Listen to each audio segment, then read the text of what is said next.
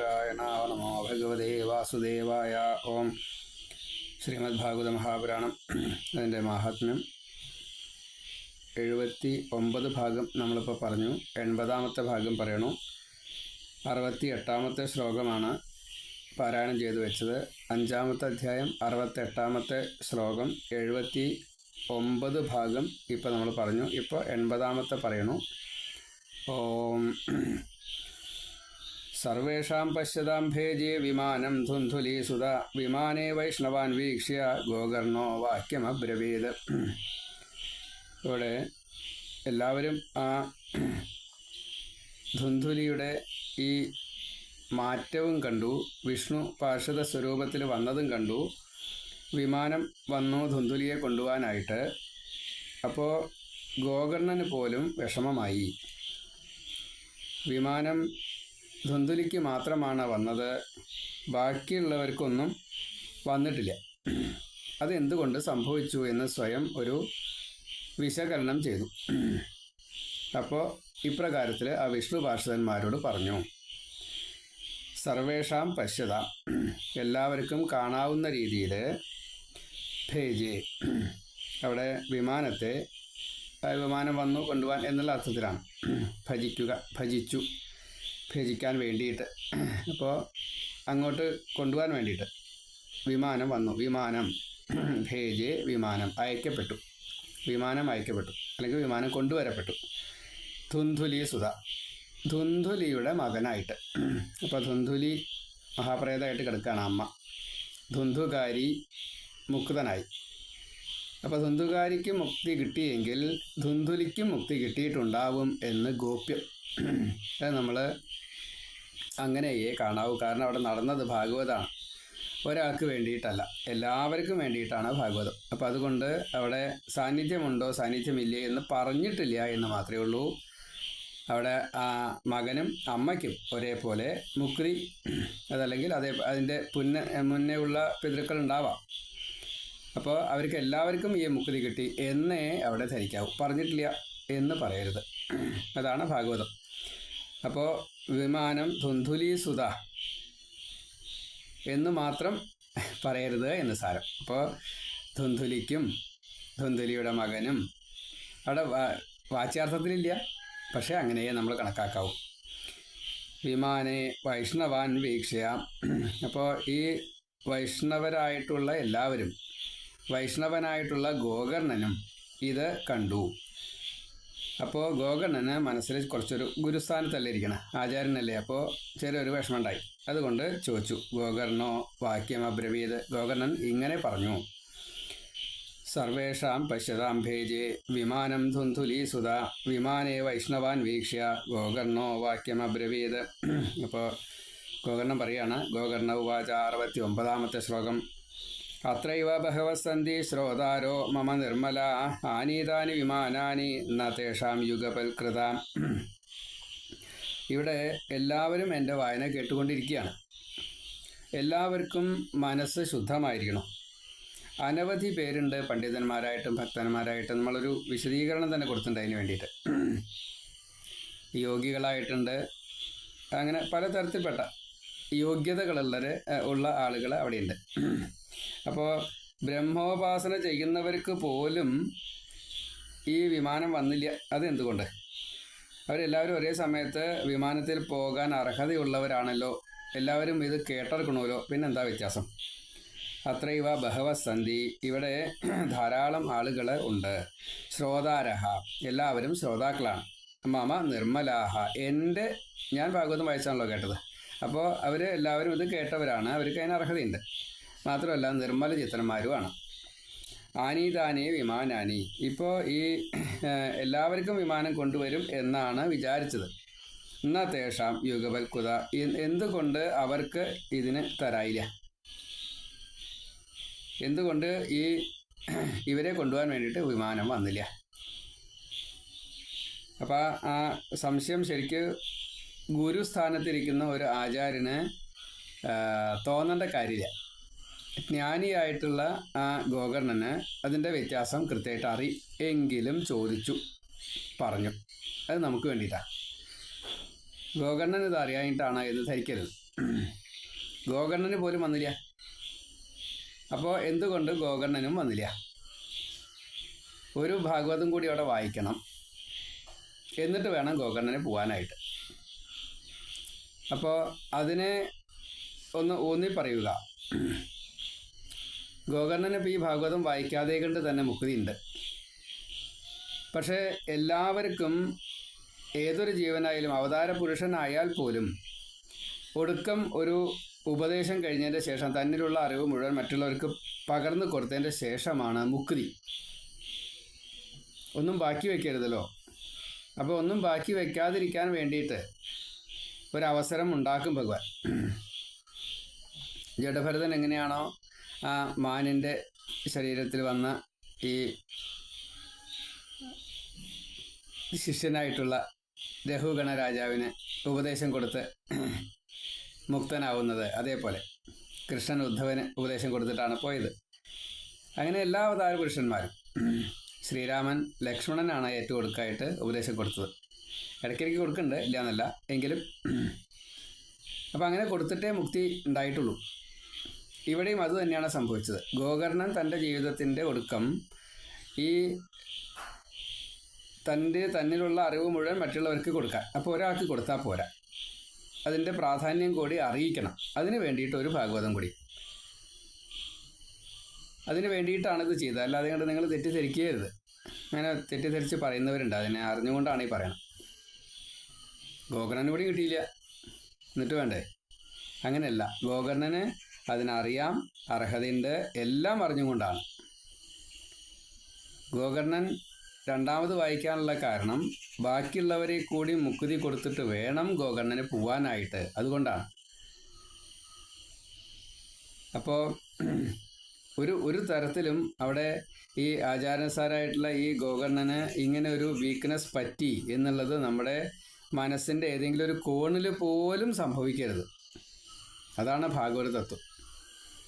അതല്ലെങ്കിൽ നമ്മളും പാഖണ്ഡരായിട്ട് മാറും. അതിൻ്റെ സൂക്ഷ്മം മനസ്സിലായി എന്ന് ഞാൻ വിചാരിക്കണം. എന്താപ്പോൾ ഗോകർണനും കൂടിയും ആദ്യം വായിച്ചിട്ട് തരായില്ല, എന്നിട്ട് പിന്നെ രണ്ടാമതൊന്നും കൂടിയും ചെയ്തപ്പോഴല്ലേ എന്ന് നമ്മുടെ മനസ്സിൽ തോന്നിയാൽ നമുക്ക് പിന്നെ ഈ ഭാഗവതം ഫുള്ളായിട്ട് കിട്ടില്ല, നമുക്ക് മുക്തി കിട്ടില്ല, ഉറപ്പാണ്. കാരണം ഗുരുനിന്ദയാണ്, ദേവനിന്ദയാണ് വരണേ. അപ്പം അതുകൊണ്ട് അങ്ങനെ സംഭവിക്കരുത്. എന്തുകൊണ്ട് ഇങ്ങനെ സംഭവിച്ചു? ഗോകർണനിലൂടെ ബാക്കിയുള്ള ജീവജാലങ്ങൾക്കും കൂടി മുക്തി കിട്ടാൻ അർഹതയുണ്ട് എന്ന് ഗോകർണൻ അറിയാം. അച്ഛനെ മുക്തനാക്കിയ ആളാണ്. തനിക്ക് മുക്തി കിട്ടാൻ വേണ്ടിയിട്ട് വേറെ ഒന്നിൻ്റെ ആവശ്യമില്ല, ഭാഗവതം വായിക്കണ്ട. പക്ഷേ അവിടെ തൻ്റെ കടമയാണ് ഈ ഒടുക്കം ഇങ്ങനെ തന്നിലുള്ളത് മറ്റുള്ളവർക്ക് പകർന്നു കൊടുക്കുക എന്നത്. അത് ചെയ്തിട്ട് വേണം മുക്തി നേടാൻ. അപ്പോൾ ഈ ധുന്ധുകാരി പ്രേതത്തിനോ അല്ലെങ്കിൽ ആ ധുന്ധുലിയോ മുക്തി കൊടുത്താൽ പോരാ, ആ പ്രേതത്തിൻ്റെ പരമ്പരയോ മുക്തി കൊടുത്താൽ പോരാ, ജീവിച്ചിരിക്കുന്നവർക്ക് കൊടുക്കണം. അത് എല്ലാവരെയും അറിയിച്ചിട്ട് വേണം കൊടുക്കാനായിട്ട്. അതുകൊണ്ടാണ് രണ്ടാമത് ഭാഗവതം വായിച്ചത്. ഗോകർണൗവാച അത്രൈവ ബഹവഃ സന്തി ശ്രോതാരോ മമ നിർമ്മല ആനീതാനി വിമാനാനി ന തേഷാം യുഗപൽകുത. എന്തുകൊണ്ട് ഈ ബാക്കിയുള്ളവർക്ക് കൂടി വിമാനം വന്നില്ല ചോദിച്ചു.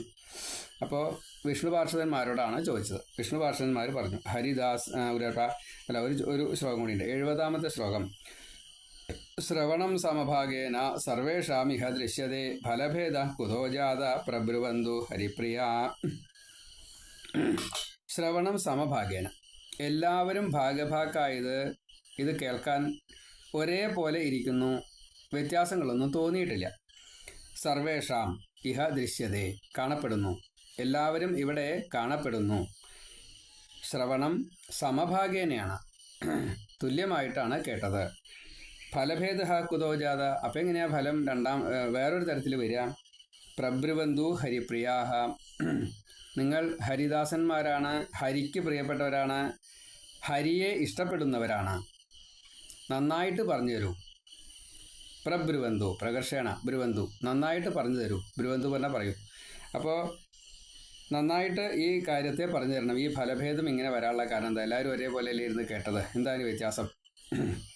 ശ്രവണം സമഭാഗേന സർവേഷാം ഇഹ ദൃശ്യതേ ഫലഭേദഃ കുതോ ജാത പ്രബ്രുവന്തു ഹരിപ്രിയാ ഹരിദാസ ഊജു. ശ്രവണസ്യ വിഭേദേന ഫലഭേദോപി സംസ്ഥിത ശ്രവണം തു കൃതം സർവൈഃ ന തഥാ മനനം കൃതം. അപ്പോൾ ഹരിദാസന്മാർ പറയാണ്, ഹരിദാസ ഊജു, എല്ലാവരും കൂടിയിട്ട് പറഞ്ഞു എന്നാണ്. ഹരിദാസ ഊജു എന്നുള്ളത് ഒരു ഹരിദാസൻ പറഞ്ഞു എന്നാണ് അർത്ഥം വരിക. പക്ഷേ എല്ലാവരും കൂടിയിട്ട് പറഞ്ഞു എന്നുള്ളതാണ് ഹരിദാസാഹ ഊജു. എന്താ പറഞ്ഞത്? ശ്രവണസ്യ വിഭേദേന. അത് പറയൊന്നും വേണ്ടേ, അവരിങ്ങനെ വിചാരിച്ചാൽ മതി. ആ വിചാരമാണ് ഇത് പുറത്തേക്ക് വരിക. 4 ആൾ വന്നു എന്നാണ്. ഇവിടെ 4 ആളെന്ന് പറഞ്ഞിട്ടില്ല, പക്ഷേ 4 ആളാണ് അത്രേ വരിക. അതൊക്കെ അങ്ങനെയാണ്, അതിൻ്റെ ഒരു നിയമം അങ്ങനെയാണ്. നാരായണ. അപ്പോൾ ശ്രവണസ്യ വിഭേദേന, കേട്ടു, അതിന് ഭേദങ്ങളുണ്ട്. ഫലഭേദ അഭിസംസ്ഥിത, കേട്ടു എന്നുള്ളതിൽ വ്യത്യാസമുണ്ട് എന്ന് സമർത്ഥിക്കുകയാണ് ശ്രവണസ്യ വിഭേദേന. പുറമേക്ക് കാണുന്നവരുടെ മുമ്പിൽ എല്ലാവരും അവിടെ ഇരിക്കുന്നുണ്ട്, മാംസപിണ്ഡം അവിടെ ഇരിക്കുന്നുണ്ട്, പഞ്ചേന്ദ്രിയങ്ങൾ അവിടെ ഉണ്ടോ, മനസ്സ് അവിടെ ഉണ്ടോ? ഇല്ല. പലരുടെയും പല ഭാഗങ്ങളിലേക്ക് പോയിട്ടുണ്ട്. സദസ്സിൽ അങ്ങനെയാണ്. പല ഉത്തരവാദിത്തങ്ങളും ഉള്ളവരാവും ഇത് കേൾക്കാതിരിക്കുക. അപ്പോൾ അവർക്ക് ആ പണി ഈ പണി അതൊക്കെ അതിൻ്റെ ഇടയ്ക്ക് മനസ്സിൽ കയറി വരും. ചിലർക്ക് പല ആഹാരം തൊട്ടുള്ള കാര്യങ്ങൾ, അതേപോലെ അലങ്കാരാദി കാര്യങ്ങൾ, പിന്നെ അതങ്ങനെ ശരിയാവില്ല ഇങ്ങനെ ശരിയാവില്ല ഇങ്ങനെയുള്ള നിന്ദകളൊക്കെ വരും. അങ്ങനെയൊക്കെ നിന്ദയുള്ളവർക്കൊന്നും ഭാഗവതം കിട്ടില്ല. അപ്പോൾ ഇവിടെ ഫലഭേദേന എന്നുള്ളത് അങ്ങ് അതാണ് കണ്ടതെങ്കിൽ ശ്രവണഭേദമാണ് ഇതിൻ്റെ കാരണം. ശ്രവണസ്യ വിഭേദേനയാണ് കാരണം. അപ്പോൾ കേൾക്കുന്നത് വേണ്ട രീതിയിൽ ഉൾക്കൊള്ളാഞ്ഞിട്ടാണ് ഈ വിഷയം സംഭവിച്ചത്. ശ്രവണസ്യ വിഭേദേന ഫലഭേദ അഭി സംസ്ഥിത. അതുകൊണ്ടാണ് അങ്ങനെ സംഭവിച്ചത്. ശ്രവണം തു കൃതം സർവൈർ ന തഥാ മനനം കൃതം. ഇനി അതിനൊന്നുകൂടി വിശദീകരണം കൊടുത്തു. കേൾക്കുന്നത് ഇങ്ങനെയാണ്. കേട്ടതിൻ്റെ ശേഷം മനനം ചെയ്യുന്നില്ല. കേട്ടത് അപ്പം തന്നെ വിട്ടു. കേട്ടതിനെ വീണ്ടും വീണ്ടും മനനം ചെയ്യണം, നിധിധ്യാസം ചെയ്യണം, അതിൽ ജീവിക്കണം, അങ്ങനെ വേണം. അപ്പോൾ അത് സംഭവിക്കണില്ല, അത് സംഭവിച്ചിട്ടില്ല. അതുകൊണ്ടാണ് ഇങ്ങനെ വന്നത്.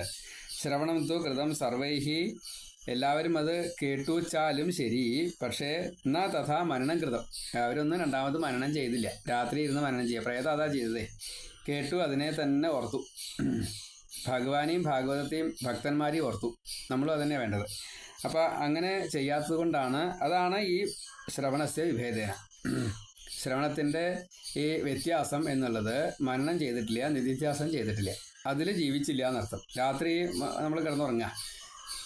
രാത്രി ഇനി ഉറക്കമില്ലാത്ത സമയത്തെങ്കിലും ഈ കേട്ടതിനെ മാത്രം മനനം ചെയ്തുകൊണ്ടും ഭഗവാങ്കൽ മനസ്സ് വെച്ചുകൊണ്ടാണ് ഇരിക്കുന്നത് എങ്കിൽ അത് മനനമായി, നിധിധ്യാസമായി. അത്രയേ വേണ്ടൂ. കൃഷ്ണൻ്റെ കൂടെ കളിക്കുക.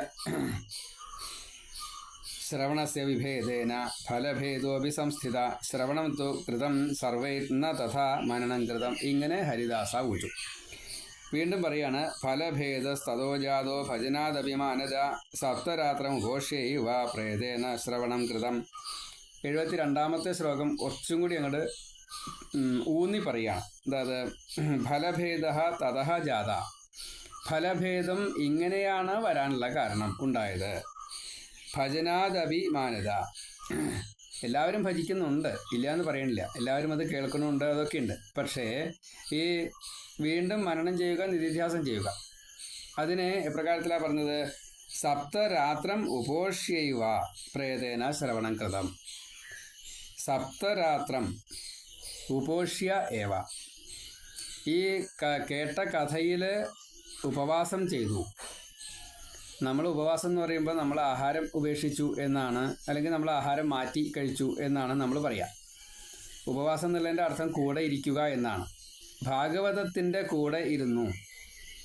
ഉപോഷ്യ ഏവ, ഉപവാസം മാത്രം. അപ്പോൾ അവിടെ വേറെ ഒന്നും ചെയ്തില്ല. ഉറങ്ങിയിട്ടില്ല, ആഹാരം കഴിച്ചിട്ടില്ല. ആഹാര നീഹാര നിദ്ര വിഹീന പ്രേത.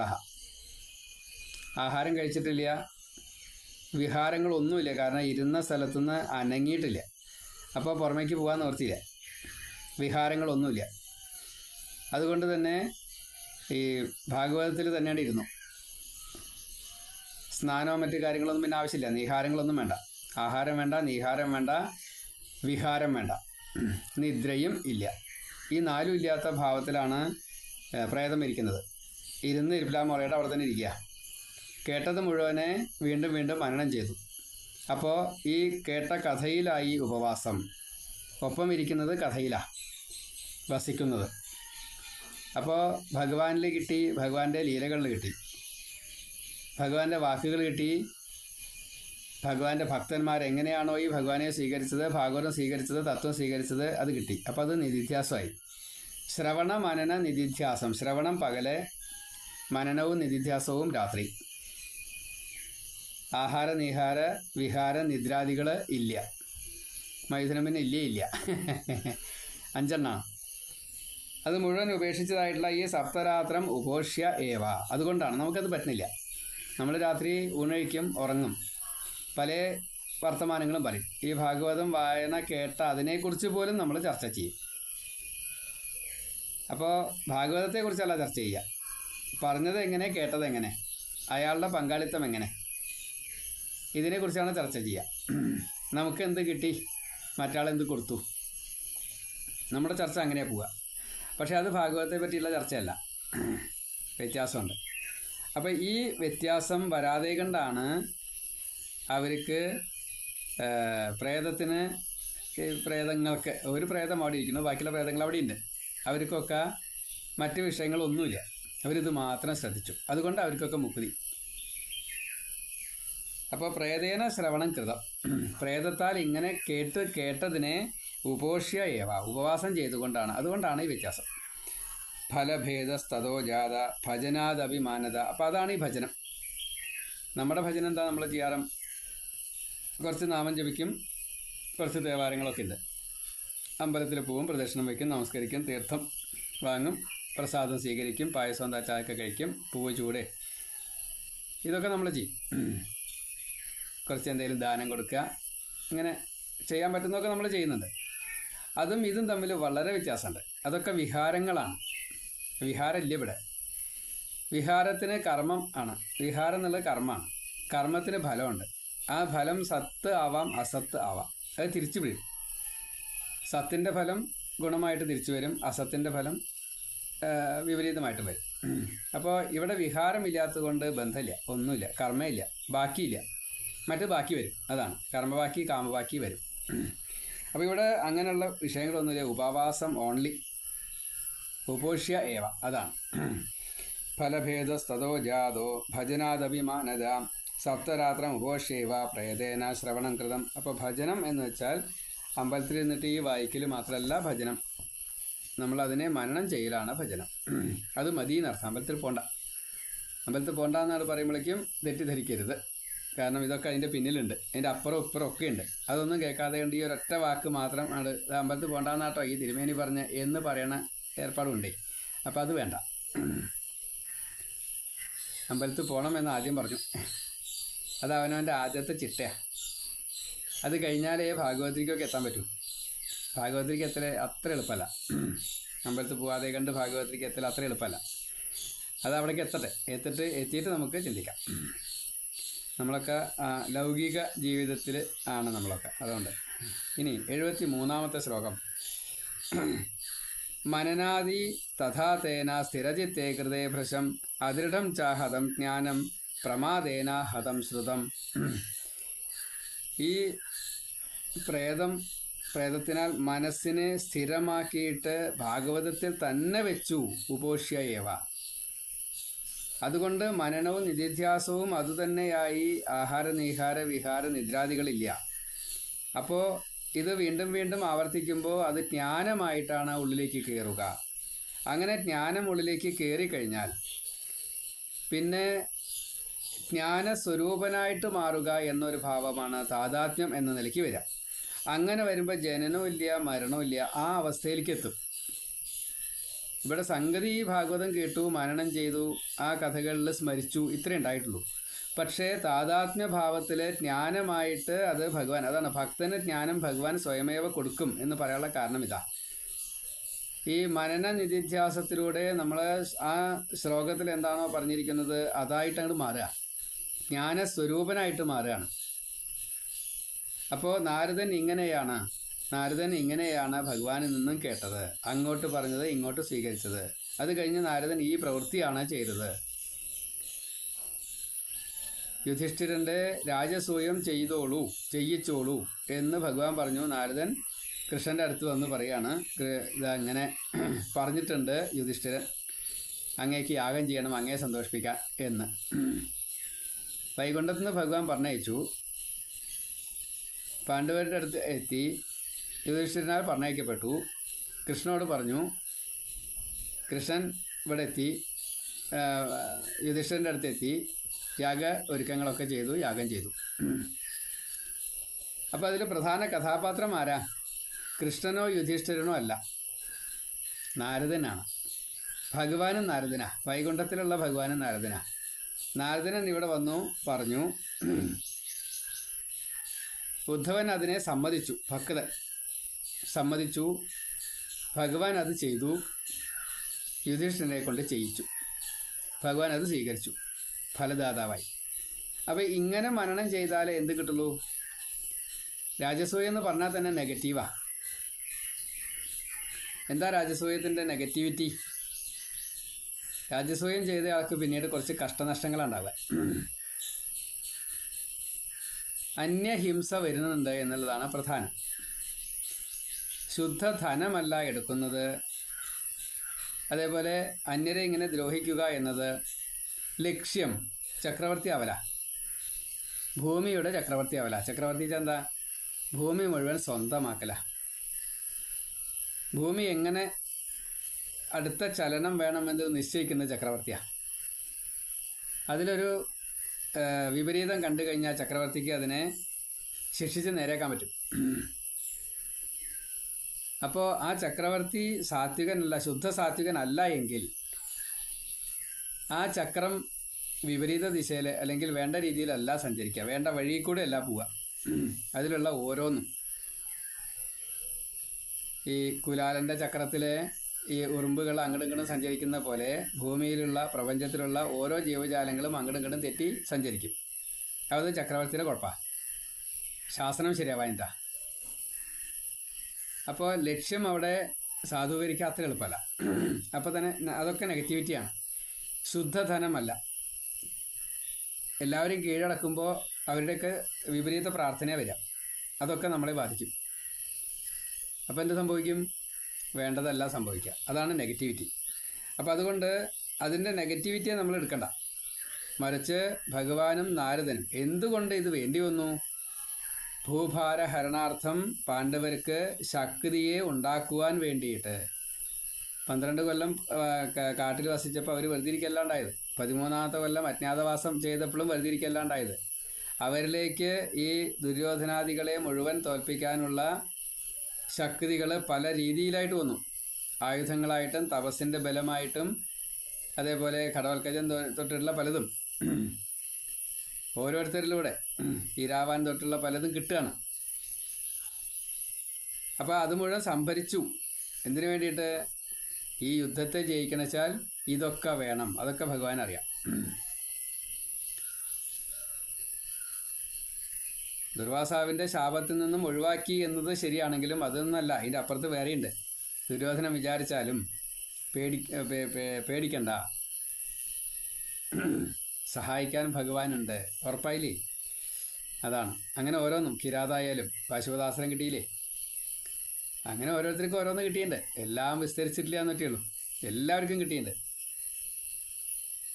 അപ്പം അതുകൊണ്ട് ഈ പോസിറ്റീവ് ആയിട്ട് ചിന്തിക്കാനുള്ള അതുണ്ടെങ്കിലേ ഭാഗവതം നമുക്ക് ഈ പോസിറ്റിവിറ്റി തരുള്ളൂ. മനന നിധിധ്യാസം കൊണ്ട് നമ്മുടേതായിട്ടുള്ള എല്ലാം ഇല്ലാണ്ടാകുന്ന ഒരു അവസ്ഥയിലേക്ക് എത്തണമെങ്കിൽ എല്ലാറ്റിൻ്റെയും പോസിറ്റിവിറ്റി മാത്രം എടുക്കണം എന്ന് സാരം. അതുകൊണ്ടാണ് മനനാദി തഥാതേന സ്ഥിരചിത്തേ കൃതേ ഭൃശം. ഏറ്റവും ഭൃശം എന്ന് പറഞ്ഞാൽ ഏറ്റവും സ്ഥിരചിത്തനായിട്ടിരിക്കണം. എവിടെയാണ് ഈ മനസ്സ് സ്ഥിതി ചെയ്യേണ്ടത്? ഭഗവാങ്കലിലാണ്, ഭഗവാന്റെ തൃപ്പാദത്തിലാണ്, ഭക്തനായിക്കൊണ്ടാണ് സ്ഥിതി ചെയ്യേണ്ടത്.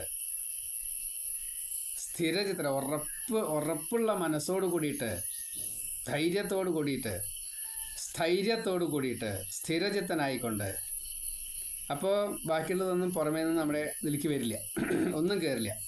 അപ്പോൾ ഈ മനനം കൊണ്ട് എന്താ സംഭവിക്കുക? മനനാദി തഥാതേന, അതുകൊണ്ട് അത് തന്നെ വരിക. ഏത് ഈ ഭാഗവതം എന്താണോ ഗോകർണൻ പകല മുഴുവൻ പറഞ്ഞത് അത് മുഴുവനെ അതിൽ തന്നെ ഇരുന്നു. ഓരോ ഓരോ വരി ഓരോ വരി ഓരോ വാക്ക് ഓരോ ശ്ലോകം ഓരോ അർത്ഥം ഓരോ അതിൻ്റെ അടുത്തതുണ്ട് ഗൂഢം മർമ്മം ഇതൊക്കെ ഉണ്ട്, അതൊക്കെ കിട്ടും. കാരണം മനനം ചെയ്യാണ്, അപ്പോൾ അതിൽ ജീവിക്കുകയാണ്. അപ്പോൾ അതിൽ സ്ഥിരചിത്തനായതുകൊണ്ട് സ്ഥിതി അതിലായതുകൊണ്ട് അത് മാക്സിമത്തിൽ ഭൃശം ഏറ്റവും അദൃഢം. നമ്മളോ ദൃഢം ആണെങ്കിൽ അത് അവിടെ ഉറച്ചു നിൽക്കും. അദൃഢമാണെങ്കിലോ ഹതം ജ്ഞാനം, ദൃഢമാണെങ്കിലോ ഹതം അജ്ഞാനം. ദൃഢം ഹതം അജ്ഞാനം, അദൃഢം ഹതം ജ്ഞാനം. നമുക്കിത് ഉറയ്ക്കുകയാണെങ്കിൽ ജ്ഞാനത്തെ നമുക്ക് കിട്ടും. നമുക്കിത് ഉറച്ചിട്ടില്ലെങ്കിൽ ആ ജ്ഞാനം സംശയമായിട്ട് അജ്ഞാനമായിട്ട് മാറും. പ്രമാദേന ഹതം ശ്രുതം, അത് കേട്ടു എന്നുള്ളൊരു പ്രമാദം മാത്രമായിട്ട്, അത് വെറുതെ കേട്ടു വിട്ടു. നമ്മളെ പോലുള്ളവർ കേട്ടു വിട്ടു. പ്രേതം അതിനെ എടുത്തു, അതിൽ തന്നെ മനസ്സ് വെച്ചു, മനനം ചെയ്തു. അതുകൊണ്ട് അത് ബാധിച്ചില്ല. മാത്രമല്ല ജ്ഞാനം കൂടുതലായിട്ട് കിട്ടുകയും ചെയ്തു. നമുക്ക് ഇത് എടുക്കാൻ സാധിച്ചില്ല. അതുകൊണ്ട് നമുക്ക് ഈ ജ്ഞാനം അജ്ഞാനവും സംശയവുമായിട്ട് മാറി. പ്രേതത്തിന് ഇത് ജ്ഞാനമായിട്ട് മാറി, സംശയം തീർക്കാനുള്ള ഭാവത്തിലെത്തി ജ്ഞാനമായിട്ട്. ഇത്രേ വ്യത്യാസമുള്ളൂ. ഇതാണ് ഹരിദാസന്മാർ പറഞ്ഞത്. മനനാദി തഥാതേന സ്ഥിരചിത്തേ കൃതേ ഭൃശം അദൃഢം ച ഹതം ജ്ഞാനം പ്രമാദേന ഹതം ശ്രുതം. അപ്പോൾ നമുക്ക് ഭഗവാനായിട്ട് ജീവിക്കാം, ഭഗവാനോട് കൂടി ജീവിക്കാം, ഭഗവാനായിട്ട് മാറാൻ അത്ര മനന നിധിധ്യാസങ്ങൾ ചെയ്താലേണ് ഈ ആഹാര നീഹാര നിദ്ര വിഹാരങ്ങൾ മൈഥുനാദികൾ ഒഴിവാക്കിയാൽ മാത്രമാണ്. മൈഥുനം എന്ന് പറഞ്ഞു കഴിഞ്ഞാൽ എല്ലാവർക്കും ആ ഒരൊറ്റ കാര്യം അറിയുള്ളൂ. മൈഥുനം എന്നുള്ള വാക്കിൻ്റെ അർത്ഥം രണ്ട് പേര് കൂടിയിട്ട് എന്നാണ്. സംഘം, ഒരു ചീത്തയാളും ഒരു നല്ലയാളും കൂടിയിട്ടായ ആ മൈഥുനത്തിന് എന്താ സംഭവിക്കുക? അത് രണ്ട് ആണുങ്ങളായിക്കോട്ടെ, അല്ലെങ്കിൽ രണ്ട് വസ്തുക്കളായിക്കോട്ടെ. ഒരു പുലി മറ്റേ ഇയാളും കൂടിയിട്ടാകുമ്പോൾ അത് യുദ്ധവും മറ്റു കാര്യങ്ങൾ, ആ പുലിയെ കൊല്ലാനുള്ള മെൻറ്റാലിറ്റി അല്ലേ ഉണ്ടാവുക. അപ്പോൾ ഇവിടെ മനസ്സ് മാറിയില്ല. അതാണ് മൈഥുനം. മൈഥുനം എന്ന് പറഞ്ഞു കഴിഞ്ഞാൽ ആണും പെണ്ണും അത് മാത്രമേ ധാരണയുള്ളൂ. അതാണ് നമ്മൾ അത്രയും അധപ്പതിച്ചേർക്കണം. ആ വാക്ക് പറയാൻ പോലും നിവൃത്തിയില്ല. ഞാൻ ഒരുത്തിയിൽ ലൗകികം എന്ന് പറഞ്ഞപ്പോൾ അതിൽ ഓഡിയൻസ് ലൈംഗികം എന്ന് പറഞ്ഞു. അത്ര കഷ്ടമാണ്, പറഞ്ഞിട്ട് കാര്യമില്ല. മനസ്സിലാക്കാനുള്ള ത്രാണിയില്ലായ്മ എല്ലാവർക്കും അല്ല, അത് 99% ആൾക്കാർക്കും മനസ്സിലാവുന്നുണ്ട്. പക്ഷേ ഈ ഒരാളും അതിലും അബദ്ധാക്കാൻ കൂടുതലെന്തിനാ, നഞ്ഞെന്തിനാ നാലാഴി. അപ്പോൾ മൈഥുനം എന്നുള്ളതിൻ്റെ അർത്ഥം ഇതല്ല, ഇതാണ്. അത് മാക്സിമത്തിൽ പറയുകയാണ്. അതുകൊണ്ടാണ് അതിന് അർത്ഥം വരാനുള്ള കാരണം. രണ്ട് പേര് കൂടി എന്നുള്ളതാണ്. അപ്പോൾ ഒരാളും ഒരു വസ്തുവുമായാൽ മതി. നമ്മുടെ കാലൊന്നൊരു കല്ലിൻ്റെ മുകളിൽ തട്ടിച്ചാൽ നമ്മൾ ആ കല്ലിനെ, അത് അചേതനാണ്, നമ്മൾ ശ്രദ്ധിക്കേണ്ട. നമ്മൾ ആ കല്ലിനെ കുറ്റം പറയും. ആരാ ഈ വഴിയിൽ കല്ലിട്ടത്, ഈ കല്ലെന്തിനാ അങ്ങനെ പൊന്തി നിന്നത്, കല്ലിനെന്തിനാ മൂർച്ച, ഇങ്ങനെ പല കുറ്റങ്ങളാണ് നമ്മൾ അതിൽ കാണുക. അതേ കല്ല് തന്നെ വലിയ കല്ലാണെങ്കിൽ അത് അടിയിലേക്ക് മണ്ണൊക്കെ മാറ്റിയിട്ട് അടിയിൽ നല്ല കല്ലാണെങ്കിൽ അതിനെ നമ്മൾ ബിംബമായിട്ട് വീണ്ടും കൊത്തിണ്ടാക്കുക. നമ്മൾ ചവിട്ടിയ കല്ല. പക്ഷേ ആ കല്ലിൻ്റെ വിശിഷ്ടത മറ്റൊരു ആള് കണ്ടു, ഒരു ശില്പി കണ്ടു വെച്ചാൽ അതിൽ നിന്ന് തന്നെ ഒരു ബിംബത്തെ ഉണ്ടാക്കും. ബാക്കിയുള്ളതൊക്കെ കളഞ്ഞാൽ ബിംബമായിട്ട് മാറി, അത് പ്രതിഷ്ഠിക്കുകയും ചെയ്യും ശ്രീലാകത്ത്. ഇവിടെ ചവിട്ടിയോ, പക്ഷെ അതൊന്നും വിഷയമല്ല അവിടെ. കാരണം ഇത് ശുദ്ധമാണ്, അതിനെ ശുദ്ധം മാറ്റാൻ പറ്റില്ല. അഗ്നിയെ അശുദ്ധാക്കാൻ പറ്റില്ല, എന്ന കൂട്ടത്തിലാണ് സ്വയം പ്രകാശിത. അപ്പോൾ ഈ കല്ലിൽ നമ്മൾ അത് കാണാൻ നമ്മുടെ മനസ്സിനെ പ്രാപ്തമാക്കിയാലാണ് നമ്മൾ ഭാഗവതനാവുള്ളൂ. അതാണ് മൈഥുനം. അത് മനസ്സിലാക്കാറാണെന്ന് വെച്ചാൽ കുറച്ചാണ്ട് മുകളിലേക്ക് കയറിയാൽ തന്നെ പറ്റുള്ളൂ, അല്ലെങ്കിൽ പറ്റില്ല. അല്ലാത്തവർക്ക് ഇതന്നെ പറ്റുള്ളൂ. പറഞ്ഞു വന്നതിൻ്റെ കാര്യം ഇതാണ്. സത്തിലും അസത്തിലും ഭഗവാനുണ്ട് എന്ന് മനസ്സിലാക്കാറാവലാണ് ആദ്യം വേണ്ടത്. അതൊക്കെ കഴിഞ്ഞിട്ടേ ഭാഗവതത്തിലേക്കൊക്കെ എത്താൻ സാധിക്കുള്ളൂ. അത്രയും മനസ്സിരുത്തി കേട്ടാലേ ഇതാവുള്ളൂ. അതാണ് പറയാനുള്ള കാരണം. അത് ഈ പ്രേതത്തിന് സാധിച്ചു. അതുകൊണ്ട് പ്രേതം മുക്തനായി, വിമാനം കിട്ടി. ബാക്കിയുള്ളവർക്ക് അതായിട്ടില്ല. അതുകൊണ്ട് ഒരു തവണ കൂടി വായിച്ചോളൂ. അവരും അതിലേക്ക് എത്തും, അവർക്ക് അർഹതപ്പെട്ടവർക്ക് കൊണ്ടുപോകും. അപ്പോൾ ഫുള്ളായിട്ട് കൊണ്ടുപോയില്ല, ബാക്കി കുറച്ചുണ്ടാവും. ഇങ്ങനെ പറഞ്ഞിട്ടാണ് പ്രേതവും ഈ വന്ന പാർഷദന്മാരും വിമാനവും കൂടിയിട്ട് പോയത്. അപ്പോൾ നമ്മളും അവിടേക്ക് എത്തണം. ഇപ്പോൾ നമ്മൾ 73-ാമത്തെ ശ്ലോകമാണ് പറഞ്ഞത്. മനനാദി തഥാ തേന സ്ഥിരചിത്തേ കൃതേ ഭൃശം അദൃഢം ച ഹതം ജ്ഞാനം പ്രമാദേന ഹതം ശ്രുതം. 68-ാമത്തെ ശ്ലോകം മുതൽ 73-ാമത്തെ ശ്ലോകം വരെ ഇപ്പോൾ 80-ാമത്തെ ഭാഗമായിട്ട് നമ്മൾ പറഞ്ഞു. ഇനി 74-ാമത്തെ ശ്ലോകം തൊട്ട് അടുത്തതിൽ പറയാം. സർവത്ര ഗോവിന്ദനാമ സങ്കീർത്തനം. ഗോവിന്ദ ഗോവിന്ദ. എല്ലാവർക്കും ഷെയർ ചെയ്യണമെന്ന് വിനീതമായിട്ട് പ്രാർത്ഥിക്കുന്നു. ശ്രീ ഗുരുവായൂരപ്പ നാരായണ.